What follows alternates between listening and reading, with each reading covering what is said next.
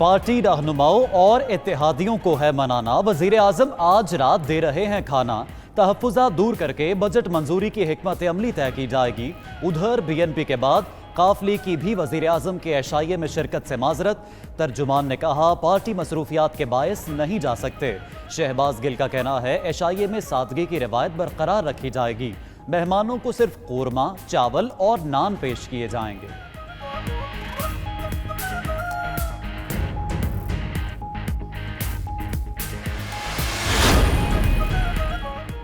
BNP के बाद MQM का भी वज़ीर आज़म के एशाइये में शिरकत का फैसला। खालिद सिद्दीकी की क़यादत में वफ़द वज़ीर आज़म हाउस जाएगा।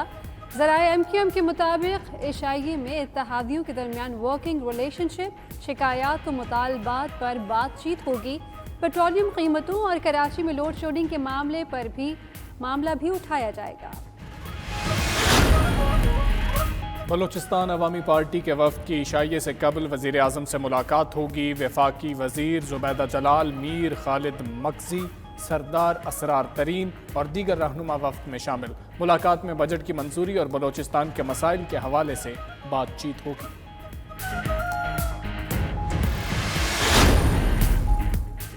बिलावल भुट्टो के अपोजिशन रहनुमाओं के बाद हुकूमती इत्तेहादियों से भी राबते। जमहूरी वतन पार्टी के रहनुमा शाहजैन बुगटी को फ़ोन किया। जमहूरी और अवामी बयानियाँ इख्तियार करने पर इजहार तशक्कुर। बिलावल भुट्टो ने 18वीं आइनी तरमीम पर शाहजैन बुगटी के मौक़िफ़ को सराहा। दोनों का जल्द मुलाकात पर भी इत्तेफाक। बजट की मंजूरी के लिए हुकूमत के अपोजिशन से भी राबते। स्पीकर असद कैसर और वज़ीर दिफा परवेज़ खटक के अपोजिशन रहनुमाओं को फ़ोन। ज़राए के मुताबिक स्पीकर ने ख्वाजा आसिफ, नवीद कमर और शाजिया मरी से बजट की मंजूरी के लिए ताउन मांगा। दोनों जमातों के रहनुमाओं ने ताउन क़यादत के फैसले से मशरूत कर दिया। पीपल्स पार्टी ने MQM को पेट्रोलियम कीमतों में इजाफे का बराबर का जिम्मेदार करार दे दिया। सईद गनी का कहना है MQM को एतराज़ है तो हुकूमत से अलहदा हो जाए। नासिर हुसैन शाह बोले पेट्रोलियम कीमतें बढ़ाने से किसको फ़ायदा हुआ जल्द मालूम हो जाएगा।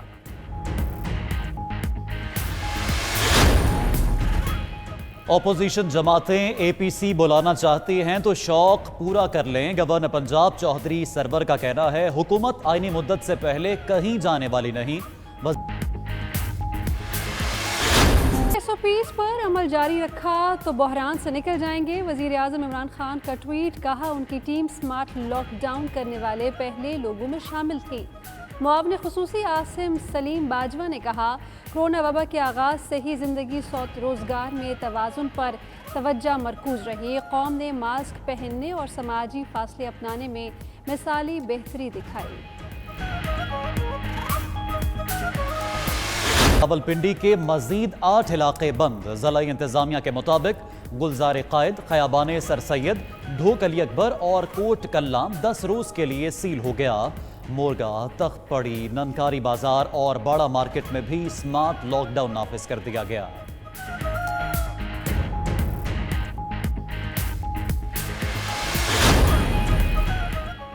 मुल्क भर में मवेशी मंडियां लगाने की इजाज़त देने की तजवीज़। वज़ारत दाखिला ने तमाम बड़े शहरों में मंडियां लगाने की तजवीज़ दी। जानवरों का फुजला ठिकाने लगाने के लिए भी सिफारशात तैयार। उधर PMA के ओहदेदार अशरफ निज़ामी और दीगर का कहना है छोटी ईद के नताइज अभी ख़त्म नहीं हुए, बड़ी ईद पर बड़ी एहतियात करना होगी। कराची से हैदराबाद M9 मोटरवे पर टोल टैक्स में इजाफा। NHA हुकाम के मुताबिक 1 जुलाई से कार का फ़ी किलोमीटर टोल टैक्स ₹1.99 होगा। वैन का फ़ी किलोमीटर टोल टैक्स ₹3.32 और ट्रॉलर का फ़ी किलोमीटर टोल टैक्स ₹11.40 कर दिया जाएगा। ट्रेन चलाने के लिए सितंबर की नई डेडलाइन आ गई। जनरल मैनेजर उज़ैर शाह का कहना है 10 से 15% मुलाजिम कोरोना से मुतासर होने के बायस ट्रेन चलाना मुमकिन नहीं। मुलाजिमीन की तरबियत के बाद ही ट्रेन चलाई जा सकेगी।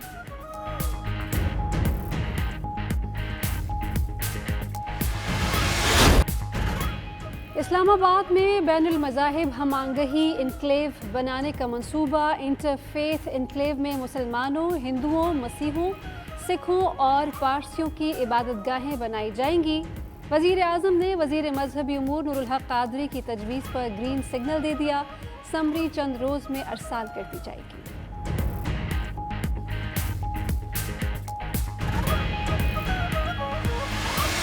مشن انگلستان اہم دورے پر روانہ. قومی کرکٹ ٹیم کے ارکان 20 کھلاڑیوں کے علاوہ 11 آفیشلز اور چیئرمین پی سی بی بھی گئے. قومی ٹیم 3 ٹیسٹ اور 3 T20 میچز کھیلے گی. بابر اعظم کا کہنا ہے تاریخی دورے پر انگلینڈ جا رہے ہیں جہاں کھیلنا ہمیشہ بہترین رہا. مداحوں کی سپورٹ اور دعاؤں کی ضرورت ہے.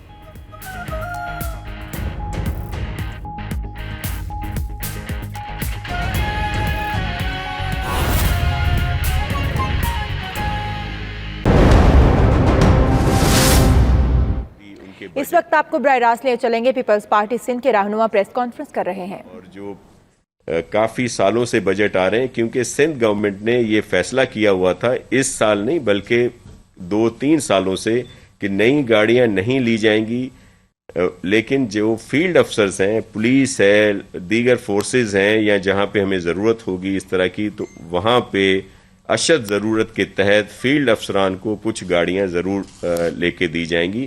اسی سلسلے میں اس دفعہ بھی بجٹ میں یہ رکھا گیا، لیکن چیف منسٹر صاحب نے یہ اس کے لیے کہہ دیا ہے کہ کوئی بھی نئی گاڑی نہیں لی جائے گی اس کووڈ-19 کے ایشو کے لحاظ سے، لیکن جہاں بھی کوئی ایسی بہت ضرورت ہوگی وہ لی جائے گی. ایک اور گاڑیاں ہیں جو لوکسٹ پروگرام کے تحت جن کی بات ہو رہی ہے، تو وہ بھی جو نیشنل ایکشن پلان تھا فوڈ سیکورٹی کا جو فیڈرل گورنمنٹ کے ادارہ ہے، اس کی جو سفارشات تھیں، جو ریکمنڈیشنز تھیں، ان کے تحت یہ گاڑیاں لی گئی تھیں. اور کوئی وہ لگژری گاڑیاں نہیں ہیں بلکہ یہ وہ گاڑیاں ہیں جو لوکسٹ کے پروگرام میں کام کر رہی ہیں اور کام دیں گی.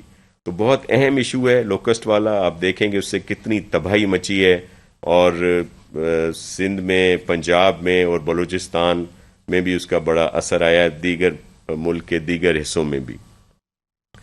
پھر آئل پرائسز آپ دیکھیں کہ جو نااہلی اور جس طرح شروع سے پی ٹی آئی کی گورنمنٹ کی جو پالیسیز ہیں وہ ملک کو معاشی طور پر کتنا نقصان پہنچا رہی ہیں.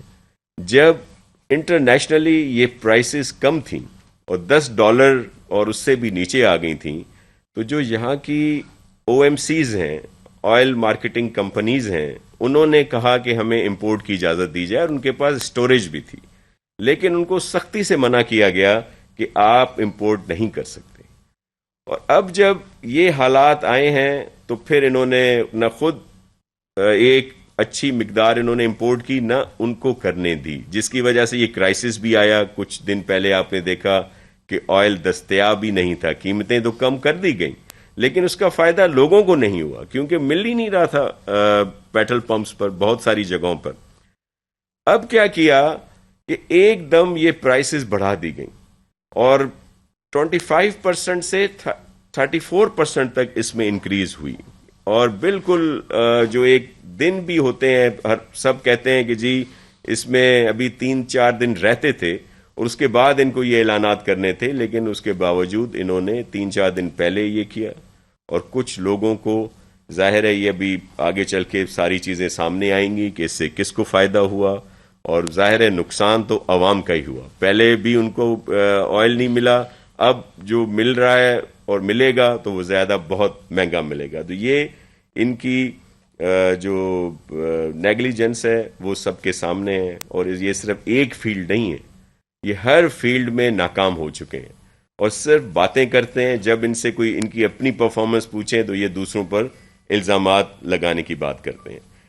پھر ہمارے کچھ دوست جو ہیں وہ ایک، اب کیا ان سے کہا جائے کہ وہ ایک سیاسی شوشے کے طور پر آپ نے دیکھا کہ کچھ لوگوں نے یہاں پہ دھرنا دیا. اب میں آ رہا تھا تو اب تو وہ دھرنا نہیں تھا یہاں پہ، اور صرف انہوں نے ایک میڈیا پبلسٹی کے لیے وہ کیا. حالانکہ ہمارے بجٹ میں پورے سندھ کے لیے جو بھی بہتری کے پروجیکٹس ہم نے رکھے ہیں وہ ہیں، لیکن خاص طور پر کراچی کو زیادہ اہمیت دی گئی ہے. جو اے ڈی پی ہے، آپ کے علم میں تھا کہ جب پہلے دن بجٹ پیش ہوا تو انہوں نے باہر آپ کے روسٹرم پہ آ کر کہا، کیونکہ آپ سب لوگ اسمبلی کو کہ اس میں ہیں